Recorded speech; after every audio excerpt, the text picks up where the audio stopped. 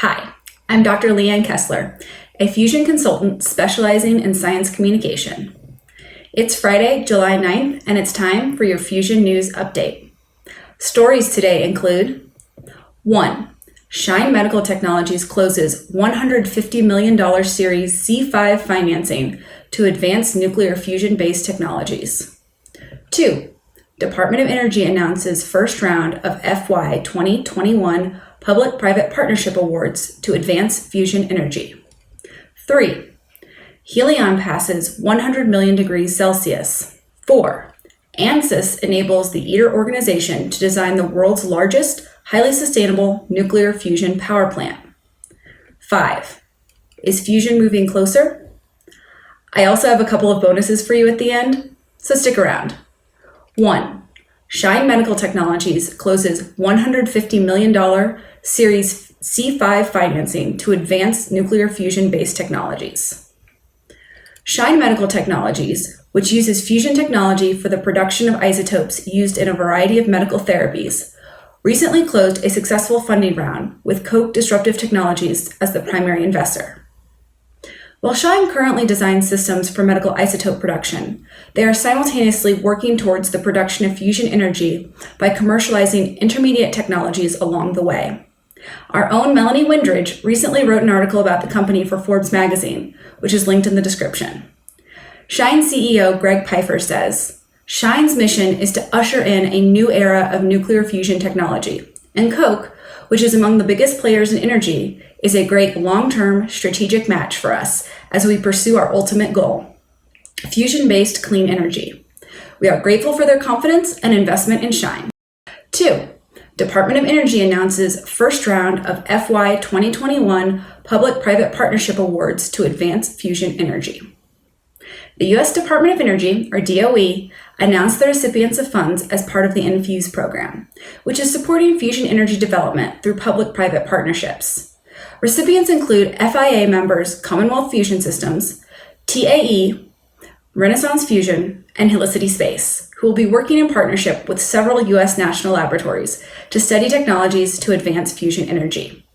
According to James Van Dam, DOE Associate Director for Fusion Energy Sciences, after 2 successful years of INFUSE, it is clear that the program offers significant benefit to the fusion community.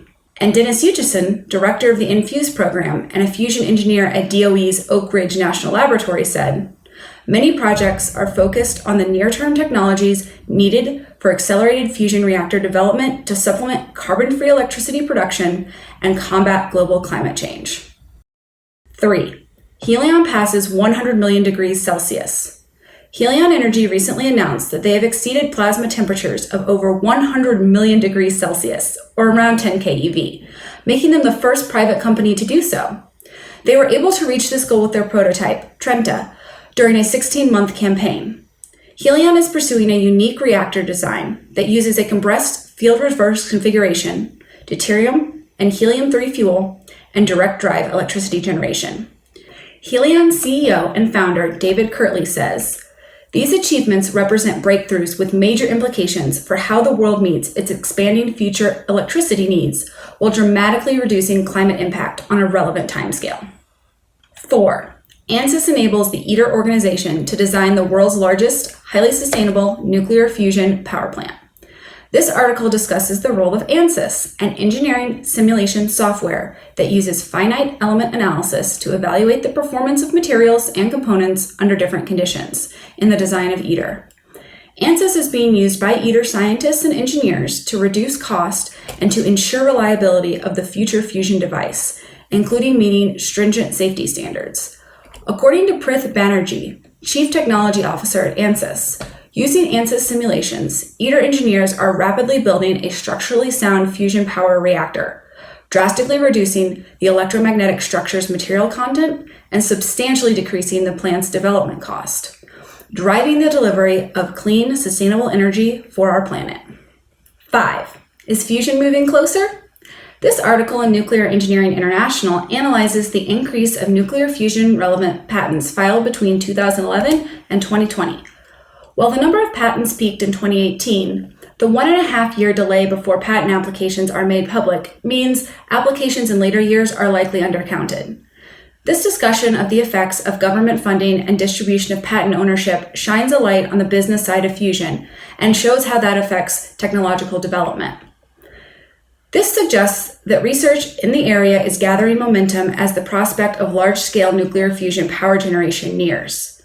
With confidence high around fusion itself, scientists and engineers are competing in other areas of innovation, such as developing advanced materials that can withstand extreme heat and pressure for long periods, and novel methods of cleaning and maintaining the reactors. Patent protection could help secure market share in the nuclear fusion power industry of the future, while also opening the door to other market opportunities that could bring commercial benefits. Finally, check out some bonus fusion news. I have 2 podcasts and a YouTube channel for you to try out after you listen to Fusion News. Don't forget that the FIA also makes monthly Fusion News Extra podcasts, so make sure you subscribe wherever you get your podcasts to stay up to date on all things fusion. First, General Fusion is discussed on the Economist radio podcast, Babbage. General Fusion's plan to build a prototype reactor in the UK, as described by Sid on the last Fusion News segment, is discussed on the Science and Technology podcast from The Economist. The Economist also has an article on the topic that goes into more detail, which is linked in the description below. Also, Titans of Nuclear features Zap Energy. The podcast, Titans of Nuclear, which interviews experts in different types and applications of nuclear technology, featured Zap Energy's Director of Research and Development, Ben Levitt, on June 21st. They discussed Dr. Levitt's career trajectory and the principles that guide Zap Energy's approach to fusion. You can also check out FusionEPTalks webinars. This YouTube channel presents recorded webinars and short Fusion Bites videos from the European Master in Fusion Science and Engineering program. These talks are somewhat more technical than Fusion News, but are a good way to find out more about fusion. Finally, some follow-up stories. There are a few recent articles covering news we've already reported on Fusion News, including a popular mechanics story about ITER's central solenoid. Links to these are included in the description, so definitely check those out. That's all for Fusion News this week. Please like and subscribe for more Fusion News and check out the links in the description if you want further information.